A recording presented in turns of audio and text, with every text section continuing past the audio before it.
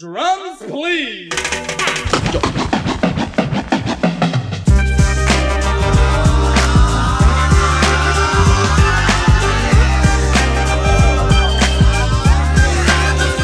Sammy, thank you so much for coming in today.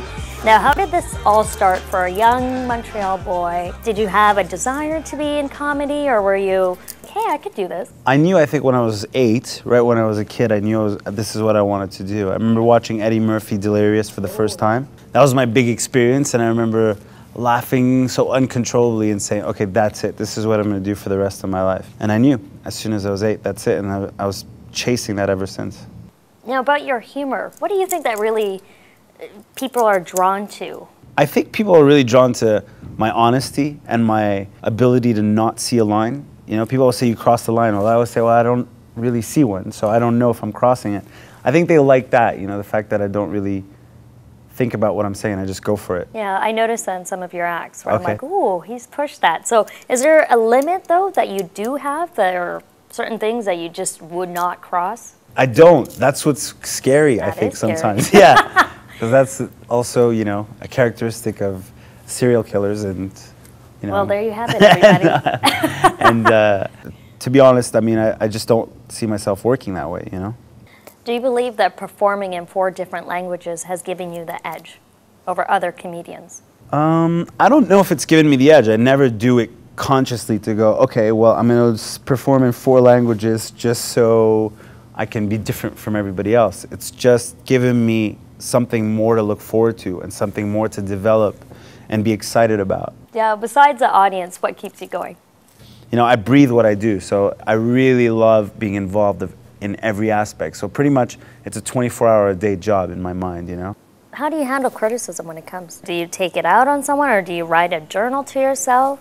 I don't know. I mean, usually if I do get a little bit of criticism, I'll take it and I'll listen to it constructively and try and see if I can change certain things. I'm always trying to get better anyways. So what's the last criticism you received?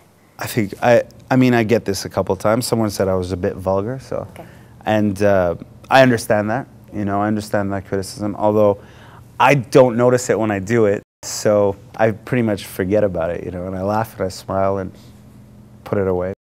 Some people think that you're a second coming of Russell Peters. How do you respond or handle to those type of comments? I mean, I understand what they're saying. Indian comedians are so new that, you know, when the first one comes out, everybody's looking at, well, who the second one is. So you're always going to get compared to the first one when you're the second. I mean, and I think over time, those comparisons get ironed out. I'll take it as a compliment. I mean, I just, you know, to be compared to one of the biggest comedians in the world right now is not the worst thing in the world. I know in the past you've opened up for Dave Chappelle. Yeah. How was that? That was great. The best experience of my life at that point, and definitely gave me a stamp in my career as to, you know, people going, okay, well, noticing who I am and having people see me as a professional. How did it all start, though? Like, how did that come about where, hey, you're opening up for Dave Chappelle? That all happened behind the scenes. It was, they called me a few days before and they said, what are you doing next Tuesday? I said, well, I have nothing planned yet. And they said, well, you can open for Dave Chappelle if you want. Yeah. Boom, you know, 6,000 people in Toronto.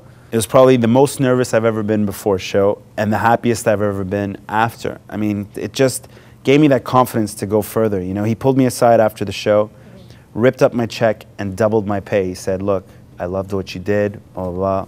And that gave me the confidence to just keep going and go, okay, well, this must mean something. And then my career snowballed from there on. How far into your career were you when that happened? This was about 3 years ago. And the last 5 is where it took off. So it was 2 years into, you know, doing Just for Laughs for the last couple of years, being noticed by agents and managers in the industry, and then having that gig just snowball onto another level, you know? It just flew from there. So you know how, you know, you got your singers, they're naturally born with this beautiful voice. Do you think a comedian is the same way, where they're naturally born with this gift of I think it needs to be nurtured, you know?